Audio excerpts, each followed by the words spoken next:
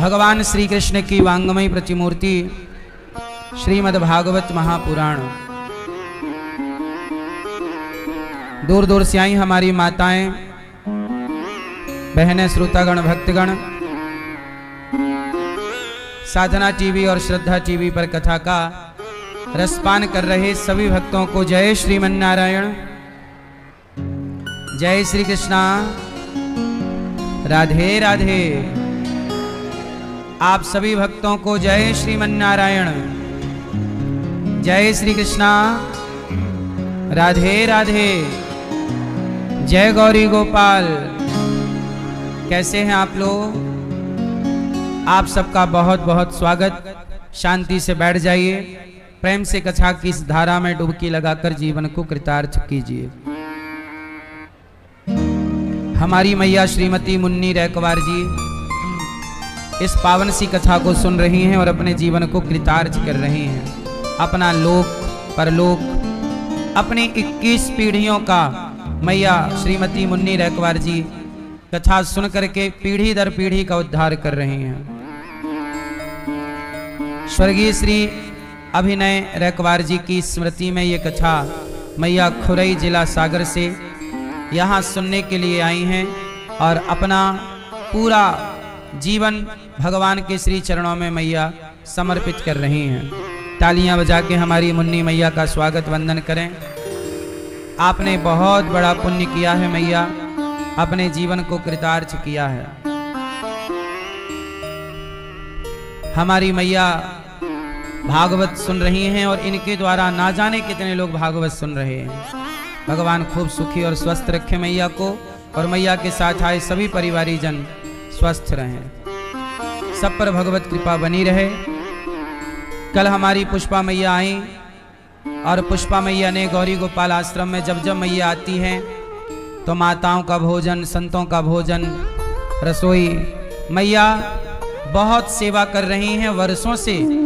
हमारी पुष्पा मैया, गौरी गोपाल की ऐसी कोई सेवा नहीं है जिस सेवा से मैया ने अपने को जोड़ा ना हो।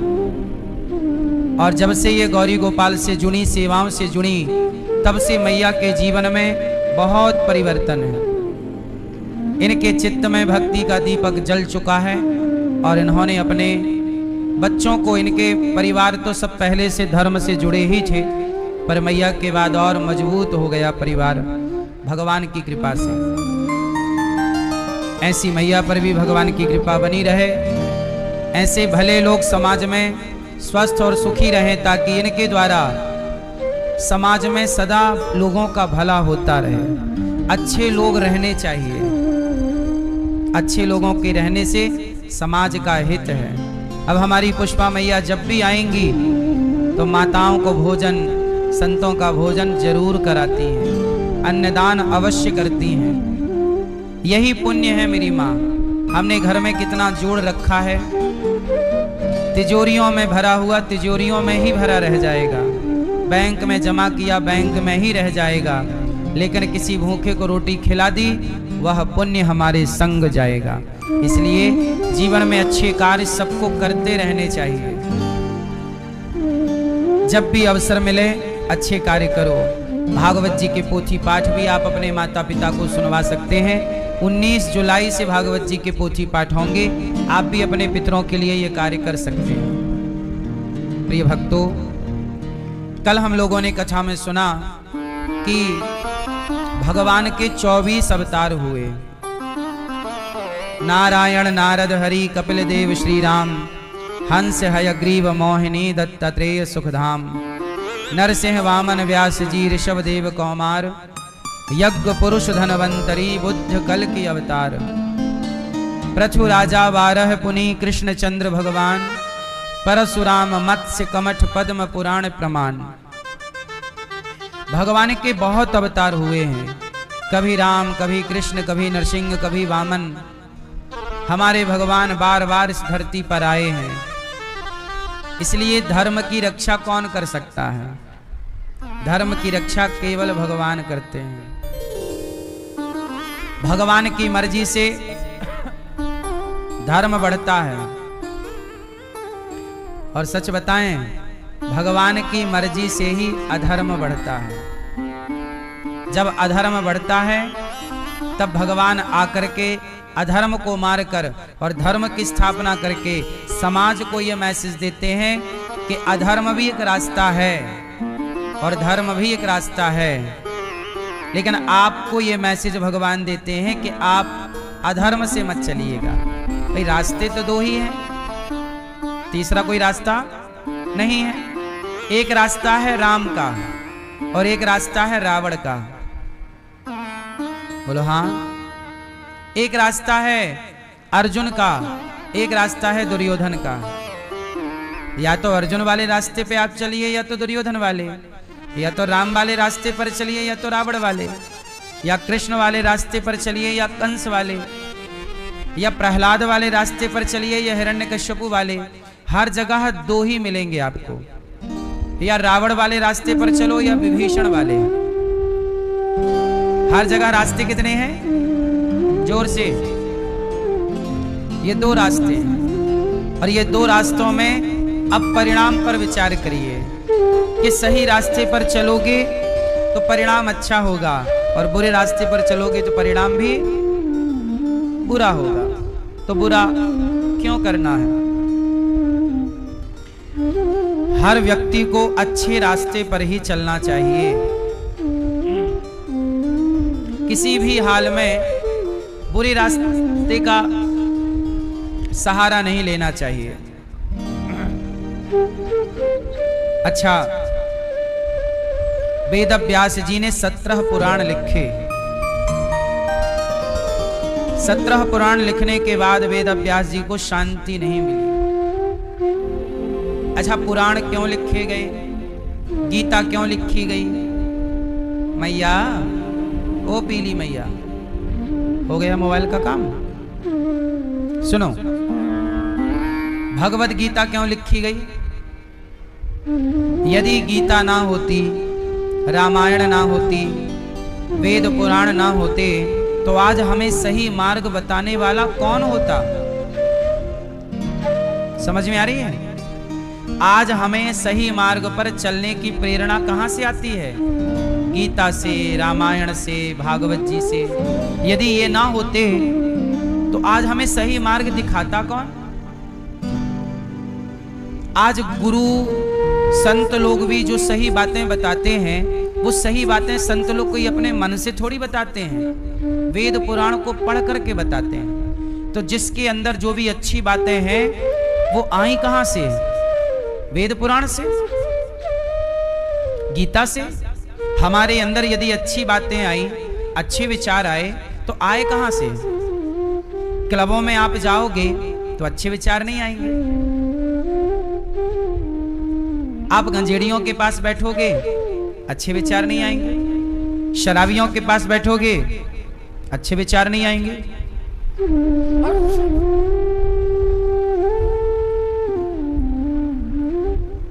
अच्छे विचार कहां आएंगे? अच्छा, संत लोग कहां बैठते हैं? संत लोग वेद पुराणों के पास बैठते हैं। संत लोग पढ़ते रहते हैं। गीता ली, पढ़ते रहे, गीता लेके पढ़ते रहो, रामायण पढ़ते रहो, अच्छी चीजें पढ़ते रहो, अच्छे विचार आते रहेंगे। संतों को अच्छी बातें कौन बताता है? हम आपको जो भी बातें बताते हैं, हमारी बताई हुई बातें आपको अच्छी लगती हैं कि नहीं? ये सारी बातें हमारे अंदर कहां से आती हैं? देखो, जबकि हम देख करके नहीं बताते। नहीं, अब जैसे न्यूज चैनल वाले हैं, पत्रकार न्यूज पढ़ते हैं, वो न्यूज देख करके पढ़ते हैं। उनके पास कैमरे के पास एक छोटी सी टीवी जैसा होता है, उसमें लिखा रहता है, वो पढ़ते रहते हैं। कोई भी न्यूज सुनाने वाला वो देख के न्यूज पढ़ता है। किससे पढ़ता है? देख करके। बोलो हाँ। लेकिन हम आपको देखो 3 घंटे आपके चेहरे को पढ़ पढ़ के कि आप क्या सुनना चाहते हैं, आपके लिए कौन सा ज्ञान बेहतर है, आपके हित में कौन सी बात है, वो बात हम बताते हैं और सालों से आपको बताते चले आ रहे हैं। ये सारी चीजें हमें कहां से मिलती हैं? जितने भी संत आपको कोई अच्छी बातें बता रहे हैं तो ये अच्छी बातें उन संतों को कहां से मिली? ये सारी बातें हमारे पुराणों में, वेदों में सब कुछ लिखा है। ऐसा कुछ छोड़ा ही नहीं हमारे वेद व्यास जी ने और हमारे ऋषि मुनियों ने जो लिखा ना हो। सब कुछ लिखा हुआ है। आप लोगों ने गलती क्या की कि आप लोगों ने पढ़ना छोड़ दिया। आप लोगों ने क्या छोड़ दिया? हमारा भारत पढ़ने वाला भारत था। अब हमारा भारत इंस्टाग्राम वाला भारत बनता चला जा रहा, रील वाला भारत बनता चला जा रहा। अमेरिका में आज भी पता है ज्यादा लोग कहां होते हैं? लाइब्रेरी में पढ़ने के लिए। आज भी विदेशी लोग पढ़ते ज्यादा हैं। वो पढ़ते हैं, हम लोग रील चलाते हैं। वो लोग गेम बनाते हैं, भारत के बच्चे गेम खेलते हैं। आप लोग जो मोबाइल पे गेम खेलते हो, आप खेलते हो, लेकिन चाइना के बच्चे, अमेरिका के लोग वो गेम खेलते नहीं है, वो गेम डेवलप करते हैं, गेम बनाते हैं और आप खेलते हैं। तो खेलने वाला बड़ा कि बनाने वाला बड़ा? हमारी कमी ये है, हमने रिसर्च करनी छोड़ दी, पढ़ना छोड़ दिया। आप आज सनातन का ज्ञान आपके पास कितना है, सनातन का ज्ञान आपके बच्चों के पास कितना है, आप खुद जानते हैं। इसलिए कहता हूं, खेलना जरूरी है, मोबाइल चलाना भी थोड़ा जरूरी है, घर के काम बहुत जरूरी हैं, पैसे कमाना बहुत जरूरी है, पर इन सबसे अधिक जरूरी है आपका थोड़ा सा पढ़ना। और केवल बच्चे ही ना पढ़ें, बड़ों को भी पढ़ना चाहिए। गीता प्रेस गोरखपुर से एक पुस्तक निकलती है, कल्याण। क्या निकलती है? क्या नाम है उस पुस्तक का? कल्याण। वो कल्याण आप सबको पढ़नी चाहिए। आपको सनातन का बोध कहां से होगा? घर में रामचरितमानस ले आओ, पढ़ते रहा करो। वेद व्यास जी ने 17 पुराण लिखे, पर मन अशांत अशांत। तब नारद जी आए, नारायण नारायण। अरे महाराज, आप बहुत उदास हो, इतने पुराण लिखने के बाद भी आप चिंतित हैं, क्या हुआ? तब व्यास जी ने कहा कि मैंने 17 पुराण लिख दिए पर शांति नहीं है। कहा कि अभी तक आपने भागवत की रचना नहीं की। जब भागवत जी की रचना वेद व्यास जी ने शुरू की, अपार शांति मिल गई। नारद जी बोले, मैं दासी पुत्र था, भगवत कृपा से ब्रह्मा जी का पुत्र मानस पुत्र हो गया, कृपा से। इसलिए वेद व्यास जी ने भागवत की शुरुआत कहां से की? महाभारत के युद्ध से। युद्ध हुआ हमारे देश में, भाइयों का युद्ध हुआ। 2 भाइयों के युद्ध को कहते हैं महाभारत। 2 भाइयों के युद्ध को क्या कहते हैं? अच्छा, महाभारत क्यों हुआ? बताओ क्यों हुआ? आप महाभारत का युद्ध क्यों हुआ? आप बताओ भैया, क्यों हुआ? ये लाल मैया बताएंगी, चश्मा वाली। महाभारत का युद्ध क्यों हुआ? बताओ मेरी माँ।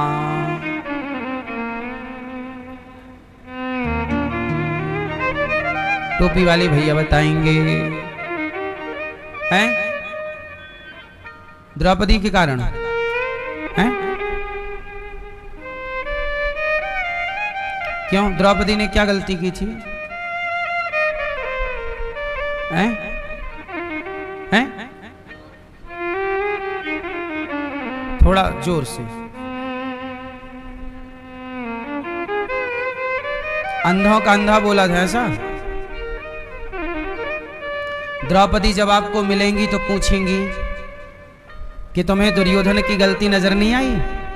दुशासन मेरे बाल पकड़ के खींच रहा था, कपड़े उतार रहा था, उसकी गलती नजर नहीं आई? मैं ही गलत थी। ये देख लो, जिसकी कोई गलती नहीं है समाज उसे दोषी कहता है। और दुशासन भरी सभा में नारी के कपड़े उतार रहा था। इन्होंने दुशासन का नाम नहीं लिया। द्रौपदी जिसके कपड़े उतरे वो गलत है, जिसने उतारा वो गलत नहीं है। ऐसी कहना चाहते हैं आप? जिसके कपड़े उतरे उसकी गलती है, जिसने उतारा उसकी कोई गलती नहीं है। आपने तो द्रौपदी का नाम लिया। द्रौपदी ने बोला ही नहीं था कि अंधों के अंधे होते हैं। ये तो टीवी वालों ने, सीरियल वालों ने दिखाया है, महाभारत में कहीं लिखा नहीं है। चलो, और बोला तो नहीं है, पर थोड़ी देर के लिए मान लो कि द्रौपदी ने बोला कि अंधों के अंधे, तो इतना बोलने से ये नहीं कि तुम समाज में नंगा कर दो। क्यों? यदि कोई अपशब्द बोल दे आपको, तो क्या आप भरी सभा में उसे नंगा करेंगे, कपड़े उतारेंगे? क्या ये धर्म है? फिर तो गलती द्रौपदी की है कि दुशासन की, दुर्योधन की। और मैंने सवाल ये पूछा है कि महाभारत का युद्ध क्यों हुआ? सवाल ये है, किसके कारण हुआ? अब ये सवाल नहीं है। जब मैं ये पूछूंगा कि महाभारत का युद्ध किसके कारण हुआ, तब आप फिर नाम बताइए कि इसकी गलती से इसकी। अभी सवाल दूसरा, अभी सवाल ये है महाभारत का युद्ध क्यों हुआ? पहले तो इसका उत्तर दीजिए, फिर किसके कारण हुआ ये प्रश्न चेंज हो जाएगा। उत्तर दीजिए, महाभारत का युद्ध क्यों हुआ? आप बताओ, आप मैया। महाभारत का युद्ध क्यों हुआ? अब सुनो, महाभारत का युद्ध इसलिए हुआ कि धृतराष्ट्र और दुर्योधन के अंदर लालच आ गया। महाभारत का युद्ध क्यों हुआ? क्योंकि कौरवों के अंदर क्या गया? क्या गया? क्या गया? लालच। कौन सा लालच? कि पांडवों का धन भी हमारा हो जाए। जब आपके अंदर लालच आता है, कई बार आपको भी तो लालच आता है कि भाई का धन हमारा हो जाए, ये पड़ोसी का धन हमारा हो जाए, ये इसका खेत हमारा हो जाए। झूठे लोग अपना नाम चढ़वा लेते हैं, झूठे लोग गड़बड़ कर लेते हैं। भाई का धन हड़पने का मौका मिले तो हड़प लेते हैं। जब आप दूसरे के धन की ओर दृष्टि डालते हैं, बस ये समझिए कि वहीं से महाभारत का बीज आप बो देते हैं। और फिर वहीं से आपका एक टाइम बाद सर्वनाश जब होगा, तो उसका जिम्मेदार और कोई ना होगा, उसके जिम्मेदार आप स्वयं होंगे। इसलिए कहता हूं, जो आपका है उसे आप लीजिए, जो दूसरों का है उसकी ओर दृष्टि ना डालिए। दूसरे के धन की ओर, दूसरे की स्त्री की ओर मत देखो। दुर्योधन ने देखा पांडवों के धन की ओर, नाश हो गया। रावण ने देखा राम की स्त्री की ओर, नाश हो गया। ना धन की ओर देखो, ना स्त्री की ओर देखो, देखोगे नाश होगा। अच्छा ये बताओ, पाप बोलो, पाप बोलो, पाप जोर से, पाप। ये बताओ, पाप का बाप कौन है? पाप के पिताजी का नाम भैया बताएंगे, तीनों भैया बताएंगे, नौजवान दोस्त। पाप के पिताजी का नाम बताइए, आप बताओ।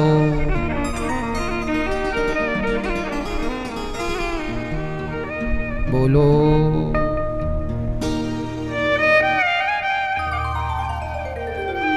हैं?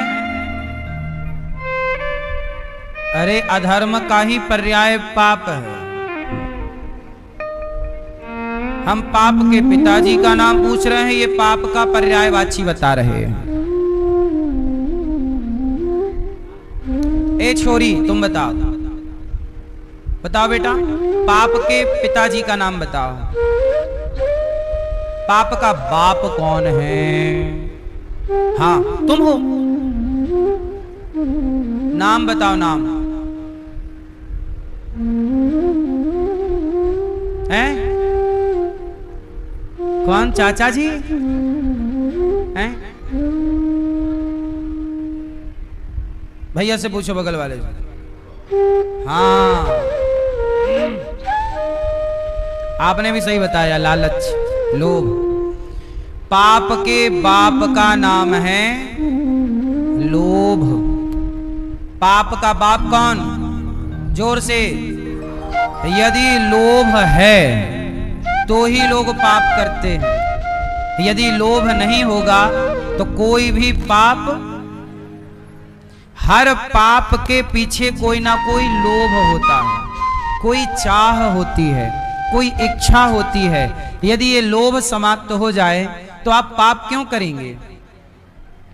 आज संसार में लोभ बढ़ गया है। कलयुग आता है, लोभ बढ़ा देता है, और जहां लोभ बढ़ा वहां पाप बढ़ गया। सतयुग आया, लोभ कम हो गया, पाप खत्म। इतना खेल है, यूं बटन घूमती है। लोभ की बटन हाई कर दी, 5 पे पंखा कर दिया, तेज घूम रहा है, तो लोभ 5 पे कर दिया। अब लोभ, आज का लोभ कितना है? कुछ स्त्रियों को पराये पुरुष का लोभ है, और उसके चक्कर में नहीं पति को छोड़ के पराये के संग भाग गई, ये पाप तो हुआ। अब जब लोभ पराये का करोगी तो फिर वो पाप में तब्दील होगा। अब आदमियों को भी, कुछ आदमियों को पराई औरत का लोभ होता है, अपनी वाली को छोड़ के पराये के चक्कर में। अब नहीं, वो एक सिया नाम की लड़की थी, उसको एक पराये आदमी का लोभ था तो अपने वाले को धक्का मार दिया, तो लोभ के कारण ना उससे पाप हुआ। वो ड्रम वाला केस भी एक पराये के लोभ में ही ना वो अपने वाले को पैक कर दी ड्रम में। मतलब कहीं भी पाप होगा उसकी वजह क्या होगी? लोभ। इसलिए कहता हूं, अपने अंदर के लोभ को समाप्त कीजिए, कम कीजिए। लोभ करिए। अच्छा, लोभ सही है कि गलत है? उत्तर दीजिए जोर से। लोभ गलत नहीं है। लोभ गलत होता तो भगवान क्यों बनाते? लोभ सही है, पर कब सही है? उचित मात्रा में हर चीज सही है।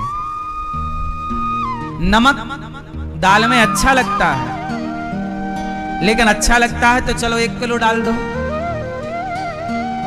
जो नमक स्वाद बनाता है वही नमक स्वाद बिगाड़ भी देता है। सही है गलत है? इसलिए नमक भी एक मात्रा से पड़ेगा। दाल में नमक कितना डालोगे? एक उचित मात्रा से। यदि मात्रा से अधिक गया तो वह स्वाद बनाएगा नहीं, वो स्वाद। ऐसे ही लोभ सही है, पर कितना? जैसे लोभ क्या होना चाहिए कि मैं 11 माला आज जपा था, अब मैं कल में 15 माला जपूंगा, तो लोभ होना चाहिए भगवान को पाने का। मैं वृंदावन का दर्शन करने जाऊंगा या जाऊंगी, मुझे भगवान से मिलने का लालच है, लोभ है। बार बार वृंदावन आने का लोभ है। मुझे लोभ है कि मैं बार बार भूखे को रोटी, कल तो खिलाया था भूखे को, पर आज भी खिलाऊं, है ना?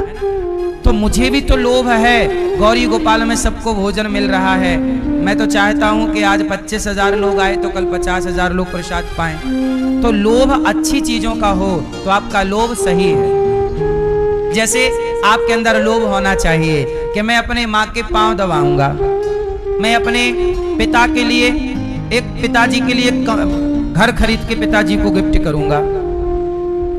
अपने लोभ होना चाहिए सही सही। लो, मैं पढ़ूंगा, मुझे पढ़ना है, मुझे ये पुस्तक भी पढ़नी चाहिए, मैं ये भी पढ़ लूं, मैं ये भी डिग्री पा लूं, ये लो, मैं ये भी काम कर लूं, ये भी काम, ये लोभ सही। लोभ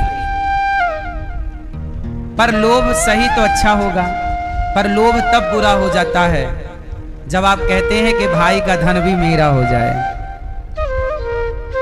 जब आप कहते हैं कि भाई का धन भी, जब आप लोभ भाई के धन को हड़पने का करते हैं, जब लोभ पराई स्त्री को प्राप्त करने का करते हैं, तब वो लोभ आपके नाश का कारण बन जाता है।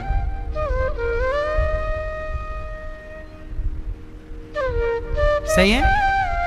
समझ में आ रही है कि नहीं? इसलिए लोभ बुरा नहीं है, सही लोभ करो तो अच्छा है। समाज की सेवा का लोभ करो, भगवान के नाम जपने का लोभ करो, तीर्थ यात्रा करने का लोभ करो, सब सही है। माँ बाप की सेवा करने का लोभ करो, अच्छा है। परंतु पराये धन को हड़पने का लोभ करोगे तो लोभ क्या कराएगा आपसे? जोर से। लोभ से क्या उत्पन्न होगा? भाई लोभ है पिताजी, तो पिता से पुत्र उत्पन्न होगा। तो लोभ के पुत्र क्या हुआ? हाँ, पाप। लोभ के पुत्र का नाम क्या है? पाप। तो जब लोभ करोगे तो फिर आप पापी हो जाओगे। इसलिए मेरी मां, लोभ उचित तो करिए, अनुचित नहीं। पराई स्त्री का, पराई पुरुष का, पराये धन का आंखें बंद करके रखिएगा। पराये धन को देखकर माटी समझिएगा, पराई स्त्री को माता समझिएगा, पराई बहन को बेटी या बहन समझिएगा। इस दृष्टि से देखेंगे तो आपका लोक परलोक दोनों सार्थक हो जाएगा। यदि आपने समाज को गलत दृष्टिकोण से देखा, दुर्योधन ने क्या किया?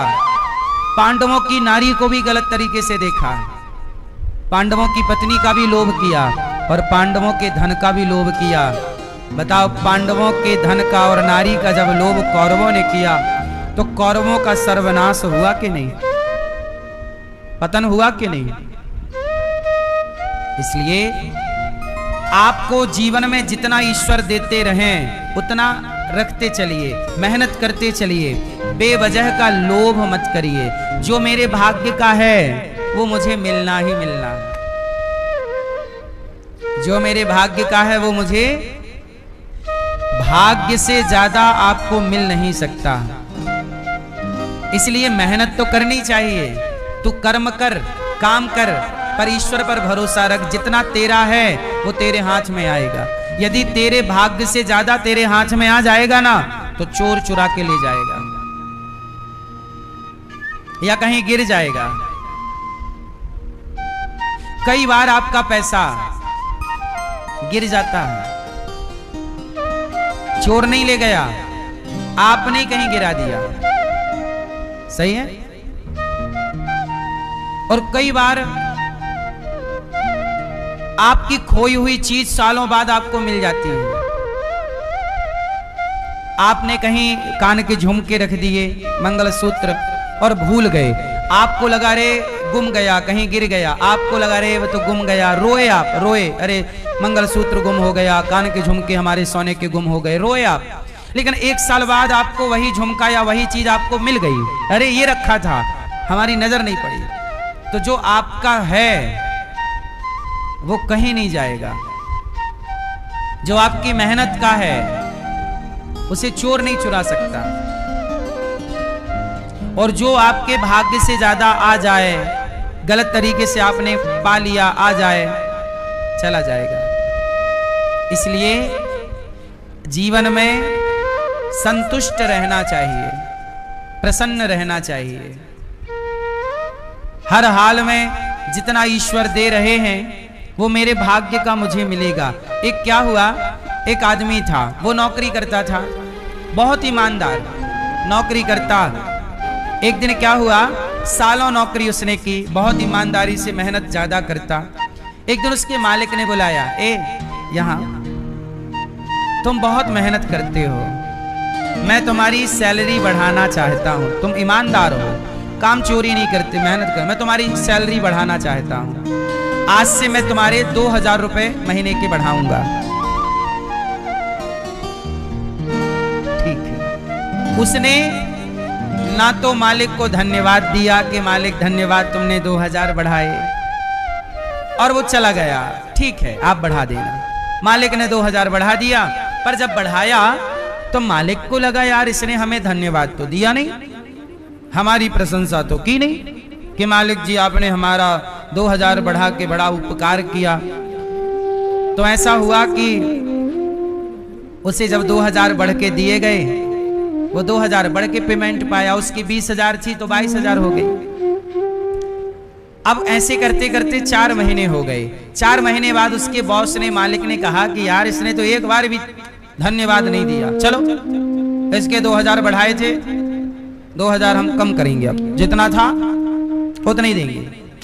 तो अब उसने बुलाया, ए यहाँ, तुम्हारे 2000 हमने बढ़ाए थे ना, अब तुम्हारे 2000 नहीं बढ़ाएंगे, इस महीने से 2000 खत्म, अब तुम्हारी जितनी सैलरी पहले थी उतनी मिलेगी। उसने फिर भी कुछ नहीं बोला, ना उसने रिक्वेस्ट की कि नहीं साहब ऐसा ना करो, ना उसने कोई कुछ नहीं, चला गया। 1 महीने बाद उसके मालिक ने कहा यार ये कुछ भी नहीं बोलता, बढ़ाओ तो फर्क नहीं पड़ रहा है, घटाओ तो फर्क नहीं पड़ रहा। बुलाया यहाँ, क्यों भाई तू आदमी है क्या है, तेरी सैलरी हमने बढ़ा दी तुझे फर्क नहीं पड़ा, घटा दी तुझे फर्क नहीं पड़ा। उसने कहा साहब जी आप कुछ नहीं कर रहे हैं, आप कुछ नहीं कर रहे हैं, भगवान सब कर रहे हैं। मैंने धन्यवाद उनको दिया था, जब आपने बढ़ाया तो भी धन्यवाद दिया ईश्वर को, और जब घटाया तो भी ईश्वर को धन्यवाद। तो भाई क्यों, क्या बात है कि मैंने बढ़ाया तो तू खुश नहीं हुआ, घटाया तो तू नाराज नहीं हुआ। तब कहा कि सुनो, ना तो आपने बढ़ाया ना तो आपने घटाया। अच्छा ये बताओ मेरे परिवार को भेजा किसने है, मुझे भेजा किसने है, कहा भगवान ने। तो उस आदमी ने कहा कि सुनो मेरे घर में 3 लोग थे, मैं, मेरी माँ और मेरी पत्नी। हम घर में कितने लोग थे, मैं, मेरी माँ और मेरी पत्नी। हम तीनों का गुजारा अच्छे से हो रहा है 20,000 में।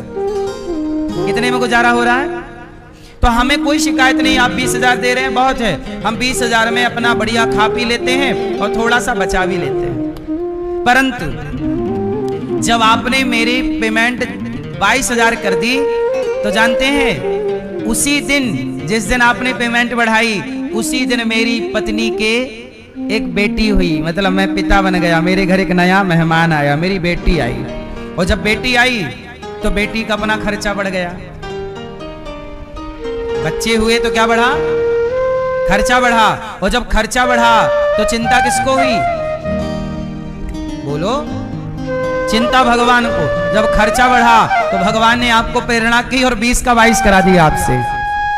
खेल वो रच रहा था और आपको लग रहा था कि आप कर रहे हैं। मेरे घर मेहमान आया ना तो उसका खर्चा ज्यादा लगा तो भगवान को चिंता हुई कि यार 20 में इसका गुजारा, तो 22 करा दिया।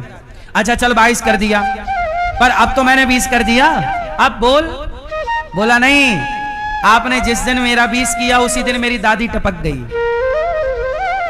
मेरी माँ, उस बच्ची की दादी मतलब मेरी माँ, अब माँ चली गई तो माँ का खर्चा बच गया। वो जब माँ का खर्चा बचा तो हम फिर 3 के 3 रह गए। पहले भी 3 थे, मैं, मेरी पत्नी, मेरी माँ। अब माँ चली गई तो मैं, मेरी पत्नी और मेरी बेटी, अब भी हम, और पहले भी हम 3 थे। तो 3 का हिसाब 20,000 से हो रहा था। वो जब तक एक मेहमान बढ़ा तब तक आपने 22 किया, और जब माँ चली गई तो आपने फिर 20 कर दिया। तो आप कुछ नहीं कर रहे हैं, भगवान आपसे करवा रहे हैं कि चलो भाई इसको दे, इसको जरूरत है। कई बार आप इस बात का घमंड पाल लेते हैं कि मैं कर रहा हूं तेरा, मैं कर रहा हूं, तू कुछ नहीं करता।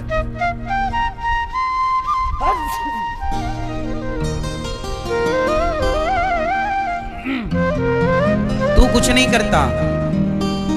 हमें लगता है हम सब कर रहे हैं, हमें सब कर रहे हैं। भगवान हमसे क्या करवा लें हमें थोड़ी पता है। इसलिए इस बात का कभी घमंड मत पाल लिया करो कि मैं करता हूं, मेरे कारण तुम्हारा पेट भरता है, ऐसी घमंड में ना जिया करो।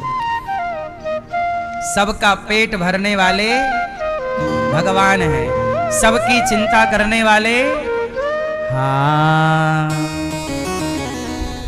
हाँ, अजगर करे न चाकिरी, पंछी करे न काम, दास मलूका कहे गए, सबके दाता राम।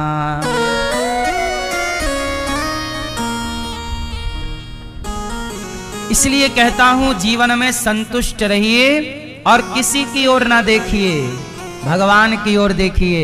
जो आपको भगवान दे सकते हैं वो इस धरती में कोई आपको नहीं दे सकता। सबसे बड़े दानी कौन? पीले भैया बताओ, इस संसार में सबसे बड़ा दानी कौन? बताओ, ये पीले, सब नहीं बोलेंगे, सब टुप्पा ही टाप रहो। भैया बताएंगे बैठे बैठे सबसे बड़ा दानी कौन? कौन भैया बताएंगे? पहले नंबर के बैठे बैठे सबसे बड़ा दानी कौन? इंसान। कौन इंसान? आप सबसे बड़े दानी आप? क्या आपके पिताजी? अच्छा, आप सबसे बड़े दानी। बगल वाले भैया बताओ सबसे बड़ा दानी कौन? बैठे बैठे बताओ कौन बड़ा दानी? अपने पड़ोसी को बताओ ये बात। सबसे बड़ा दानी कौन? हाँ हाँ बताओ भैया। हाँ, हरिश्चंद्र मोरध्वज कर्ण ये तो सब हैं, पर इस सृष्टि का सबसे बड़ा दानी कोई है तो भगवान है। क्यों? क्योंकि भगवान ने ही आपको दान में क्या दिया? आपको भगवान ने दान में क्या दिया? आपको ईश्वर ने आपको दान में क्या दिया? क्या दिया बेटा? हैं? हाँ, भगवान ने आपको दान में 2 आंखें दी हैं। आपकी किडनी खराब हो जाए, भगवान ना करे किसी की हो, पर किसी की किडनी वगैरह खराब हो जाती है तो जिसकी खराब हुई वो किसी से किडनी दान लेता है। भाई आप अपनी किडनी हमें दे दो। किडनी, एक किडनी कोई आपको दे दे तो सारी जिंदगी गाएगा, देख मैंने अपनी किडनी तुझे दी। लेकिन धन्य है ईश्वर, आपको दान में 2 किडनी दे रखी हैं। आप चलो जाओ किसी भाई, आप जाओ लोगों भैया किडनी दे दो। आप किसी से मांगो भैया अपनी किडनी दे दो, तुम्हारी किडनी और तोड़ देगा मांगोगे तो। लेकिन भगवान ने आपको 2 किडनी दी हैं। आप किसी के घर जाओ भैया आंख दे दो जरा दान में, लोग तुम्हारी आंखें फोड़ देंगे, आंख मांगने आया। लेकिन धन्य है भगवान। क्यों भैया? आपको आंख किसने दान में दी? और आप तो कह रहे थे आप सबसे बड़े दानी हो।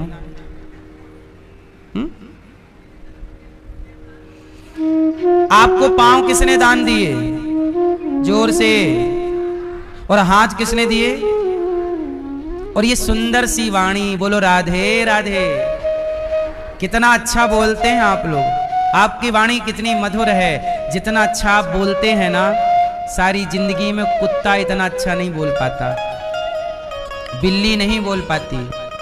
बिल्ली बेचारी बस एक ही बात बोलती रहती है, म्याऊं म्याऊं म्याऊं बस। और आप सब कुछ बोल लेते हैं। तो आपको ईश्वर ने ये वाणी दान में दी है, नहीं दी? भगवान सबसे बड़े क्या हैं? जोर से। दाता एक राम, भिखारी सारी दुनिया। राम एक देवता, पुजारी सारी। दाता एक राम, देनहार कोई और है, भेजत है दिन रैन। देनहार कोई और है, सबसे बड़े दानी भगवान हैं। आपका अंगूठा दिखाओ, ये किसने दिया है दान में? ये ठेंगा है, ये किसने दिया आपको?